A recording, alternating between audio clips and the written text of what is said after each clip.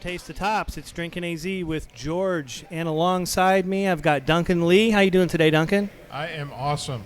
Drinking beer and having a good time. All right, and Dan Choiniere from Mother Road Brewing. How are you doing today, Dan? I'm great. Thank you so much. Awesome. Well, it's great to have you on, and we're going to get to you here in just a second. Adam, how you doing? I'm doing fantastic. All right, Got Adam. a beer in my belly. Yeah? Yeah. Get in It's my really good. belly. Yeah. Right, and we're here at Taste the Tops, hanging out and getting ready to drink some beer and talk about beer. Duncan, Yes. you had your first experience with a homebrew club a couple days ago. Went to the Ash meeting. How'd that go for you? It was good. I learned a lot about yeast. Yeast. So I went home and told my wife all about yeast and how she needs to start making bread and brewing beer with me. Yep, from Trevor Johnson, the troll Nazi or the thread Nazi from Facebook, friend of the show, did his big yeast demo. Mm-hmm. And you tried some beers out there. What'd you think of those? Really, really good. Best part about it is didn't have to buy any of it. Isn't that cool? Yeah. Yeah. So nice people too. Met a lot of nice guys there and introduced myself. So Right? definitely a very friendly community and everyone's willing to share their knowledge. Right. We're going to have you, and you brewed since the last time we talked. You brewed with another Ash member. Mm-hmm. What kind of beer did you guys make? It was the German Pilsner. Oh, really? So it was interesting. There's a lot of waiting around. A lot of waiting around. Well, while you're waiting around, you got to be cleaning and drinking and shooting the shit. Well, and I smoked a cigar. There you go. Drinking and smoking a cigar was really tough work. Yeah. I mean, I don't know how that can possibly suck. It's really just an excuse to get away from the wives and get outside and hang out and get some peace and quiet. Yes. You know? Adam. Yeah. Yeah. Since last we talked, have you been brewing? I have not. Well, I brewed. Yes, I brewed with another Ash member. I saw Okay. his setup. We All right. brewed a saison Uh-huh. or a saison. Saison? Mm-hmm. And no, I still got my Belgian triple in my keg, and I'm waiting for that to empty out so I can transfer wheat. And then I figure after that I'm going to do a brown ale. Nice. All right, we're going to talk more about homebrew. We probably talked a little too much about homebrew here in this segment. We'll go ahead and focus on Dan from Mother Road. And again, Dan, thank you so much for coming out. It's my pleasure to be here. Yeah. So tell us a little bit behind the story behind Dan, the man, the myth, the legend. You know, you were born where? I was born in Tucson. So born in Tucson, spent the first year of my life down there. It was a wonderful time. Not the sprawling metropolis it is today. Right. But I'm adopted. We moved up here to Phoenix, and I grew up in Phoenix. Been here my whole life. Nice. Where'd you go to school here? I went to a small private Christian school, Grace Christian. Okay. Shut down 3 years after I left because really, what's the point? After you've been there, Exactly. right? Now, is that on the west side? Yeah, it's over. That was over off like I-17 in Bethany, so Phoenix, Glendale. Okay. So how did you get into beer? What made you be the brew man? It was a steep hill. It started with a friend that moved into a house that had a kegerator, and I had a trailer, and he needed help moving furniture. Mm-hmm. So he didn't drink, and I said, "Hey, how about I find that place a new home?"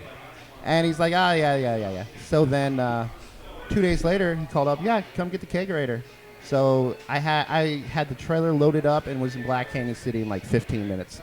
Wasn't going to give him a chance to change his mind. Right. Loaded up, brought it home. And from there, I found the homebrew shop over by me. And from there, I got into craft beer and turned into a job at Bevmo. It was pretty awesome. So are you a home brewer then? I would like to still call myself a home brewer, yeah. Uh-huh. It all started with that.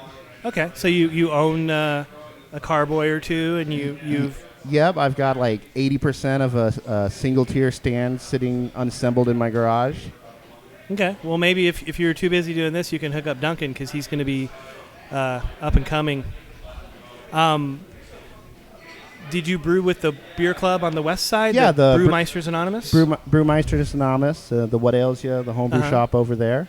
My first experience tasting home beer was one of their big festivals with the brew out in the back patio, and it was pretty amazing. Right, and they have the Great Arizona Beer Festival coming up, guys. We're gonna cover that in some capacity. I plan on entering several beers into that. I have a few that I'm gonna enter, and Adam will probably enter some beers as well. So it'd be really cool to go down there and cover it and then win. We could be like, we are the champions. All right, so here you are. What got you professionally into beer? Well, Because people fantasize about being, you're kind of like living the dream for a lot of people. They fantasize about, getting a paycheck working in beer, but you're doing it. So how did that happen? I absolutely am. I mean, I was a stay-at-home dad. I was lucky enough to take care of the kids. And then how many kids you got? 3. Awesome. Two daughters and a boy. Okay. And then when the boy, Max, was old enough to start preschool, I needed something to keep me busy. Uh-huh. And I'd been in and out of this Bevmo looking for a specific bottle release. Uh-huh. And it wasn't there. Finally, it was. I'm like, hey, are you guys hiring? And the manager's like, not really. I've got 1 shift a week. Uh-huh. I'm like, well, I've got time to kill, so Right. let's make it happen. And it did. And I went from being a cashier and running the register to running the beer department in 6 weeks. Nice. So. And you got to learn about all the beers and become a tour guide, right? Yep. We were pretty much a Bud Miller Coors store, and I went through, got rid of all the bad beer on my shelf, really started getting craft focused, and just loved it. So you're the man who brought craft beer to Bevmo, is what you're telling me? I don't know if I go that far. You changed that organization from the ground up. Awesome. Way to go. All right, so which brings us up to today. Now you work at Mother Road. Yep, Mother Road Brewing Company out of Flagstaff. So tell us about Mother Road, which is, for those of you who aren't familiar with it, he's going to tell you about this brewery in Flagstaff, the little brewery that could. It's great. Michael and Alyssa Marquez are the owners. Michael was in the appraisal business back during the boom days, and things just weren't working out for him. Like, stressed out of his mind, things weren't working. And him and Alyssa they were on vacation, dark stretch, a 2-lane highway, and they're like, we've got to find something. And they found craft beer. They're like, why don't we open a brewery? If it fails, it fails, but at least we tried. We got to change something. That's the American spirit right Absolutely. there. Yeah. So they came out of the homebrew club up in Flagstaff. The Mountaintop Mashers. Yes, indeed. Shout out to the Mountaintop Mashers. So November 17th is our opening day, November 17th, 2011. We're in an old 1920s, the Milan building, up on the original routing of Route 66, like pre-1930s before they changed the route. Okay. So that's really cool. There's a lot of history in that building. And so for those of us who need to connect the dots, tell us the connection between Route 66 and the name Mother Road Brewing. So John Steinbeck wrote a book, The Grapes of Wrath, and in it he talked about how people went from back east, Depression era, 1930s, and they headed west towards new dreams, new hopes, and they took Route 66, the Mother Road. Okay, so it's a reference to the Steinbeck. Have you read that book, Duncan? The Grapes of Wrath? Yeah. No, I believe I drank The Grapes of Wrath before. Yeah. But never read it. Yeah, I've endured the wrath of the grapes coming out the other way, maybe. But no, I'd like to say I read that book, but I didn't. Katie probably has. She has, yes. I think I fell asleep. We've got one literate person in the room. I think I read the Cliff's Notes in high school. All right, so and you have like a theme going on. It kind of looks like a 30s theme, like almost like a Bonnie and Clyde looking kind of thing. It's 1930s, 1940s, old cars, old, just like Depression area. It's great. Nice. Michael, the owner, he's got a Model A. It's kind of the company car he takes out to events up there. It was his grandfather's. It's been fully restored now. Nice. Now tell us about the brewery itself and the size of it, and then get into your flagship beers and what you guys are producing out there. Yeah. We have a 15-barrel brew house. Urs Reiner is our brewer. It's like Coors without the C, Ours. And how could you not be a brewer with that name? I think he was destined for it. Or a hammer, like the hammer throw in the Olympics. Urs Reiner, you know? Urs went to UC Davis. He came out of the homebrew club up in Flagstaff as well. Uh-huh. So so there's Urs. There's Sean, who's the assistant brewer up there. The only brewery in Flagstaff with 2 professionally trained brewers. So that's pretty cool. We're happy about that. 15-barrel brew house. We just recently upgraded our fermenters. We went from 3 15-barrel fermenters to now we have 4 30-barrel fermenters. Uh-huh. Lets us do double batches and 2 30-barrel bright tanks. Nice. So we're able to make a lot more beer this year. And you're bottling right there at the facility? Yep, we've got a little. Oh man, it does about 20-ish plus cases an hour if it's happy. Oh yeah. Really likes mid-90s grunge rock in Uh-huh. the brew house. But yeah, we roll the bottling line right out there. It's right in the middle of the tap room. So Uh-huh. when you come into the tap room and you're enjoying pints there, you're sitting there in the midst of the fermenters, and we're right next to the boil kettle and the Nice. mash You ever get tun. to help with any of that stuff? I did. My first day, I got up there and I got to take part of our 200th batch. It was Nice. really cool. We brewed up Lost Highway, our black IPA, and I got to climb down inside of the mash tun and rake out all 1,200 pounds of spent grain.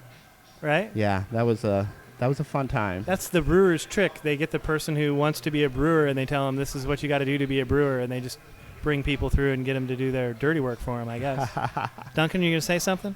No, I was just wondering, do they donate a lot of those spent grains to We do. local places? We do. We have 3 people that come and pick them up. One farmer who takes the majority of our grain is down in Camp Verde. Uh-huh. He takes them, and I think he's raising 7 head on it, 7 head of cattle, and some of the rest of it goes to another small farmer there in town, and the last part goes to the college, to NAU, to a composting program that they have. Nice. So those are some very happy cows. Very happy cows. All right. Now, we're drinking the Kolsch, and we're gonna stop right here and go to break, but when we come back, we're going to talk about the Kolsch that we're drinking, and we're going to talk about your other beers that you have at Mother Road. So you're listening to DrinkinAZ at DrinkinAZ.com.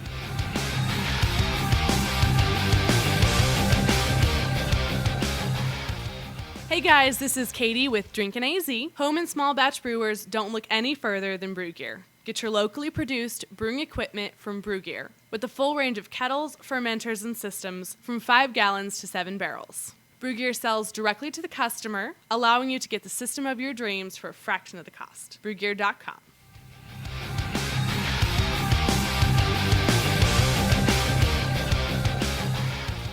And we're back. Taste the Tops, DrinkinAZ.com. Duncan, how you doing, my friend? Good. Trying this Kolsch. Kolsch style. You It's enjoying Kolsch it? style. The last time I heard of Kolsch, it was Kolsch 45, and that was when I was being raised in the hood. But I think this is a little different. Right? Did you know that Kolsch is, to be true Kolsch, this is Kolsch style, has to be from a certain region in Germany, Cologne. Really? Yeah, Huh. I prefer Kolsch style then. Kolsch style. Yeah. All right, so not trying to steal your thunder, Oh, no. Dan, but tell us about the beer we're drinking right now. So this is Gold Road Kolsch style. Refreshing. I love it. It's great. I call it a gateway craft beer too. Uh-huh. It's really easy to get your domestic drinker friend over and open it up for them, and it's something they're going to enjoy. But it's something a craft beer lover will also find enjoyment as well.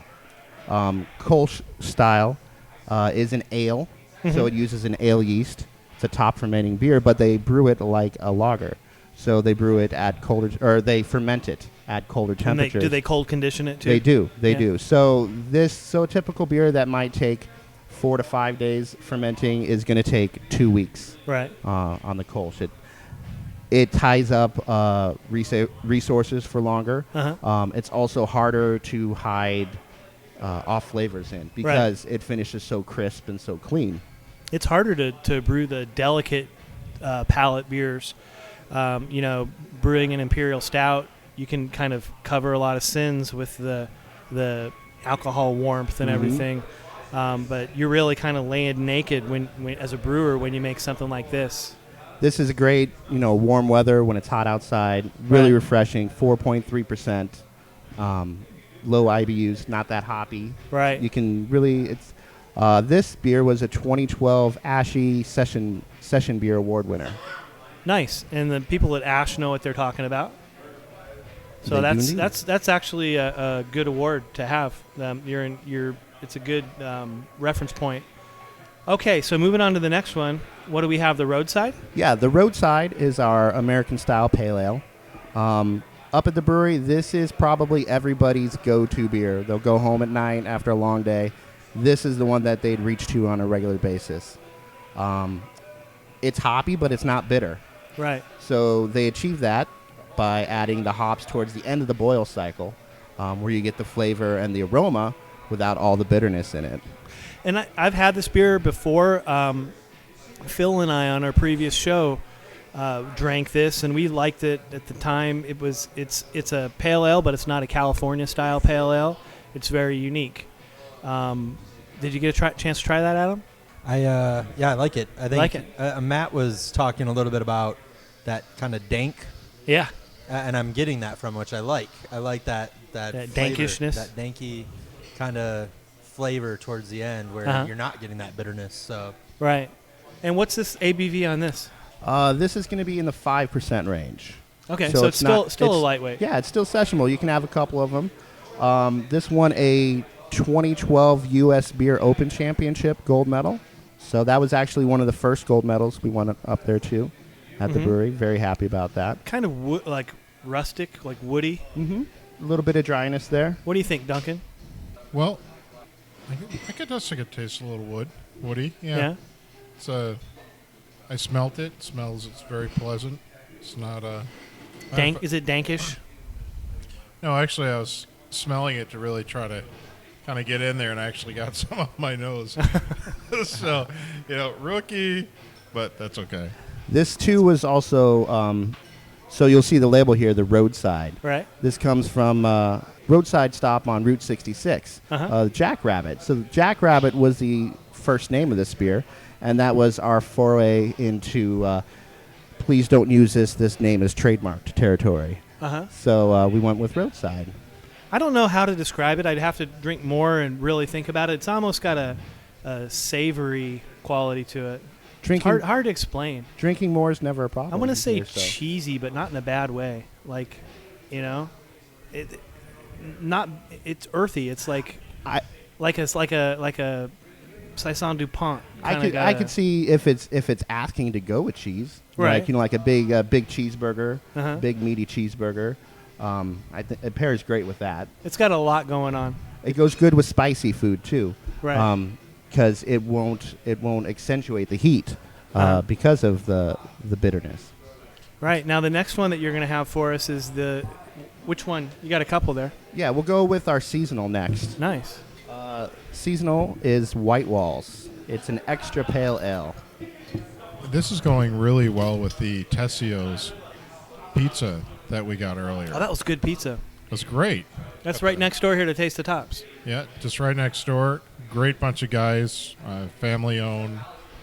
Support your local. So it's definitely going great with that. Yes, I had the pepperoni, the pepperoni cheese. Mm-hmm. Yeah. Sorry, I got behind on my pouring. You're gonna be fired. No, not really. So we were talking about changing formats. We're going to go to trance music. You can see me doing my trance dance. Oh, and we're going to have video starting next week or 2 weeks from now at the Springfest. So there's going to be a whole new element to the show. Does that mean that I'm gonna have to start shaving and wearing clean shirts? Yeah. You can't wear the Speedo to work anymore.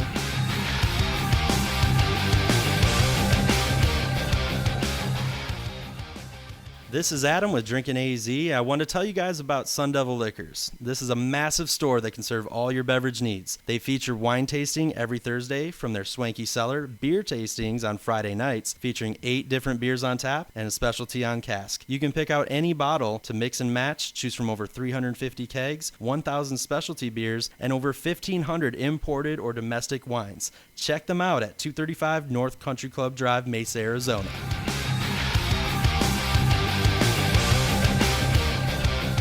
All right, and we're back. Taste the Tops, DrinkinAZ.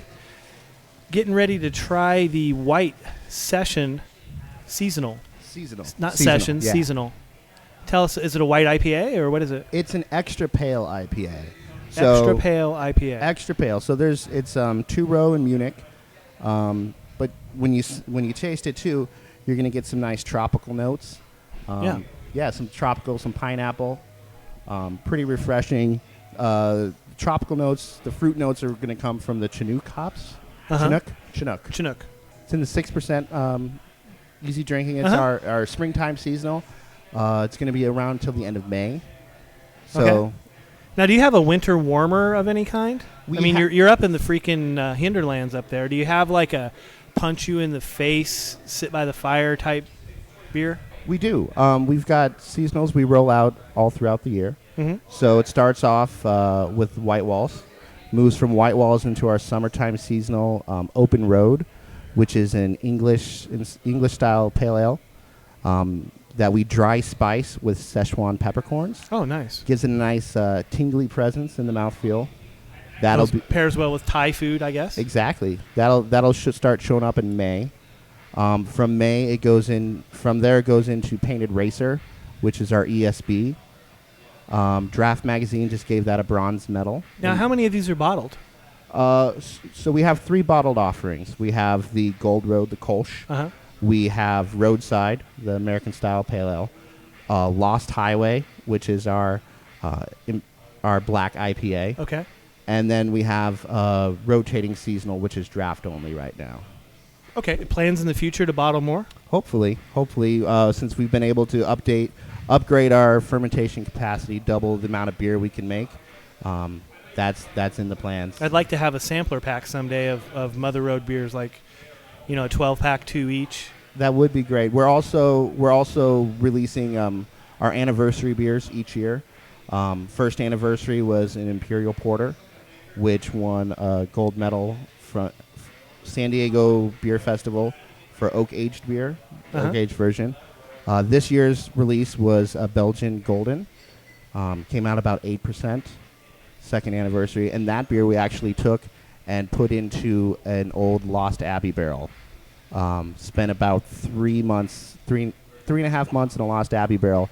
They just bottled it last week. Right. Got up to about 13.5%, 14%. Wow. Everybody's oaking everything now. That's like the big thing.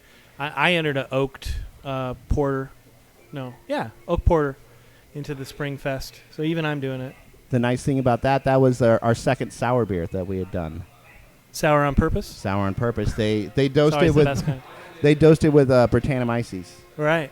So it sat in there for 3.5 months. So they got a lot of they're not afraid to be creative and do innovative things. It is. We're really excited too. We've got a 3-barrel pilot system coming in April. So that's actually, we're building a scaffolding up over the whirlpool, and that's going to sit up there. We're going to be able to start doing more experimental stuff to get out into the market instead of just at the tap house. So Awesome. Dan, you said that the beer has sort of a tingly taste. On the Open Road, with the Szechuan peppercorns. Most of the food that my wife cooks, I end up having a tingly taste in my mouth after. So I just wondered if she's been going there and maybe learning the things that... Duncan, we don't want to hear about the tingly taste in your mouth. Duncan, I think that's arsenic. I think that's that could be. I have a lot of insurance. Small amounts. So any thoughts on the tropical? I'm getting tropical notes from this. It's not called the tropical. It's called the White Walls. What say you from the peanut gallery? Katie? Katie says it reminds her of Fruity Pebbles. She loves it. Duncan? Definitely has a fruity smell. It's very easy on the palate. It's got a great color. And making your mouth tingle? No, that'll be tonight when I go home and have her tuna casserole. Now we have the black IPA. Lost Highway. Now this is categorized as on your website. It's a black IPA / stout. It is. We actually entered it in the American Stout category in several competitions. Draft Magazine just gave it a gold medal in the American Stout category. That's great. And is that like the magazine Yeah. itself? Mm-hmm. I happen to know the secret laboratory where those sessions happen. That is a good spot to know. Yes. It's hush information. So how bitter is this? Is this can it be off the charts IPA and still be a stout? So it comes in, it's 8%, comes in at 100 IBUs. This beer is really cool. It starts off life as just a regular double IPA. Wow. Holy cow. Yeah. Regular double IPA. And then the last 5 minutes of the Vorloff, right before they transfer the liquid to the boil kettle, they add 100 pounds of black patent malt. So as brewing goes, 100 pounds of black patent malt is, I think the technical term is a crap load. Yeah, a buttload. Yeah. Exactly, because that's where the toastiness, the roastiness comes from. Right. But black patent malt also contributes a lot of bitterness typically. So that's why it's only there for the last 5 minutes. So they're drawing the color, they're drawing the toast, the roast, but not all that bitterness. And some of that bitterness complements the bitterness from the hops. Because this tastes like an imperial stout to me. If you handed this to me and said, name it, I'd call it an imperial stout. What say you, Duncan? Well, I've really been enjoying the stouts lately, and I can definitely see where you're getting that. Now, this beer is fresh, and it's here in the bottles. And like I was telling you before the show, my experience with Mother Road has been kind of unique in that the beer that I've had in the bottle here has always been fresh. I've never had a bad bottle. What's going on? Are you guys selling enough or rotating it? Or is it something that you do? Do you come out and make sure that stock's being properly rotated and everything? We're really happy with our distributor, with Hensley. They take good care of us. So, I mean, on the shelf, usually it's the frontline rep out there checking date codes, making sure everything's up to quality. If it's approaching, taking the steps that needs to happen to get it off the shelf, to get it home in somebody's fridge so it can be consumed. Now, you're the beer guy. You're the point man when it comes to this product and being delivered to the people. So when you go into your vendors, do you, just make sure they're treating your beer right? Oh, absolutely, yeah. Walking through stores, you want to make sure it's in the cold box, that it's taken care of, because that's where people go first, because they want something they can take home and drink right away. Developing good relationships with the person in charge, the person that makes the decisions of how the beer is treated, and just being in front of people, letting them see your face, letting them know your brand. What do you have? What is your vision for Mother Road down here in the valley? I would love for you to walk into a bar and you'd see a Mother Road handle there. I'd love for people coming through town, like you have family come in to visit from out of town. They say, "So, Arizona beer, I've heard about that. What's good?" "Oh, I've got a Lost Highway right here. Let's check this out. I've got the seasonal, the White Walls, or the Open Road." We're really big too about the marriage of food and beer up at the brewery as well. Right, and we're going to talk about that when we come back. From what I understand, you all got invited to a really prestigious event, and we're going to be back on DrinkinAZ. Talk about that in a minute.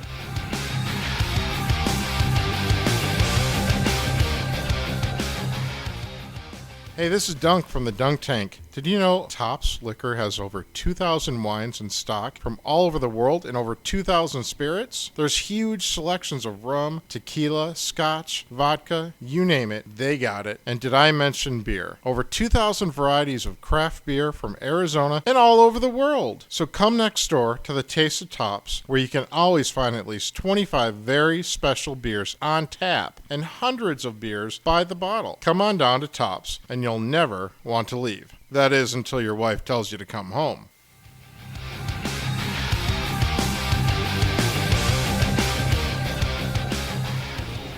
And we're back, DrinkinAZ with George Lindblom and Dan Choiniere. Dan, So from what I understand, your brewery, Mother Road, was invited to a pretty big event. Can you tell us a little bit about that? We are so honored to represent Arizona at the 2014 Savor conference in Washington, D.C. Tickets go on sale next Wednesday. They're available through Ticketmaster. It takes place May 9th and 10th at the National Building Museum. This is a big deal. It's huge. It's spearheaded by Jim Coach from Sam Adams, Sam Caglione, Dogfish Head. It's a foodie and craft beer lover's paradise. And of all the breweries in Arizona, you guys are going. Yep. Michael and Alyssa will be there representing us. We get to take 2 of our beers. Every brewery that gets invited gets to bring 2 beers. Have you decided which beers you're bringing? Yes, we're sending the Lost Highway, the Black IPA, and White Walls, Okay. the extra pale. Right. And I think the White Walls will pair. Do you know what it's going to pair with? Yeah, they just announced the Let me menu. guess. It's going to pair with some type of Asian food? Clams on the half shell. Oh, okay. Not even close. But And then the Lost Highway is going to go with a beef carpaccio on a walnut toast. nice. Now, did you guys get to develop the rest of the food recipe as well? No, they chose that.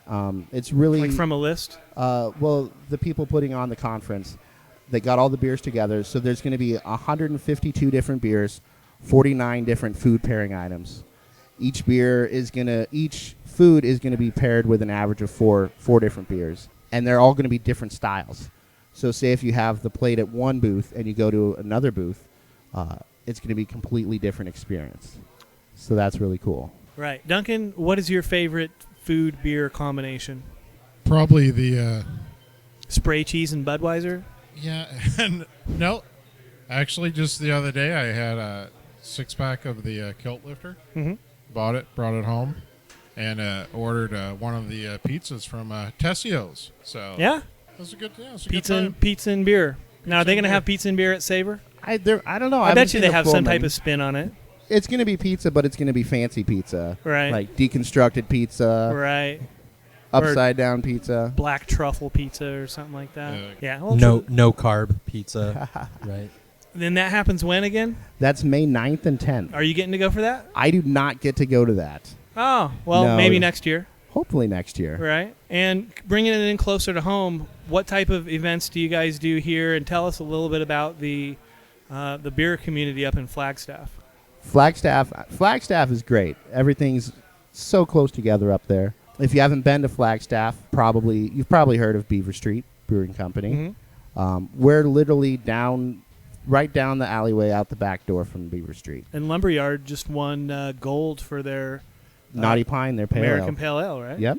That's a big deal. We were excited. The Lost Highway made it to the second round for the GABF last year. So That's great. And that's, I would imagine just up in Flagstaff like down here, there's a lot of camaraderie between the breweries. They kind of help each other out. it's great. You're all in the same market. You're obviously after the same space, but it's a brotherhood. People help each other out. Somebody runs out of growlers, they come and help you out. Somebody needs grains not coming till next week. It's really cool. I like the community. What do you see as the future for Mother Road? Looking, a year or two down the road, you're in a position where you have a blank slate and you get to develop this market. You're the man developing this market. So what do you picture? Absolutely. I pitched the story. I mean, the story behind the beer, the story behind the brewery. I pitched the experience of finding something new, reaching for something new and creating memories with that glass, with friends, community. Arizona is huge. Tucson's exploding.